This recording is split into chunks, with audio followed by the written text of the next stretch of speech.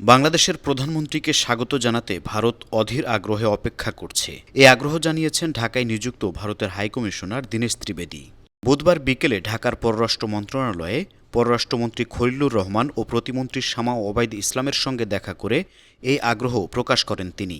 প্রধানমন্ত্রীর ভারত যাওয়া প্রসঙ্গে দীনেশ ত্রিবেদী বলেন, আমরা বাংলাদেশের সরকার প্রধানকে ভারতে স্বাগত জানানোর জন্য অধীর আগ্রহে অপেক্ষা করছি। এ সময় ত্রিবেদী আরও বলেন, বাংলাদেশিদের জন্য ভারতের ভিসা সেবা পুনরায় চালু হওয়ায় দেশের জনগণের যাতায়াত ও পারস্পরিক যোগাযোগ আরও সহজ হবে। আগামী 12 থেকে 13 সেপ্টেম্বর ভারতের নয়াদিল্লিতে 18তম ব্রিক্স শীর্ষ সম্মেলন হবে। বিমস্টেকের বর্তমান চেয়ারম্যান হিসেবে সম্মেলনে বিশেষ অতিথি পর্বে অংশ নিতে প্রধানমন্ত্রী তারেক রহমানকে আমন্ত্রণ জানিয়েছেন ভারতের প্রধানমন্ত্রী নরেন্দ্র মোদী। তবে এই বিষয়ে বাংলাদেশ সরকার এখনও সিদ্ধান্ত জানায়নি।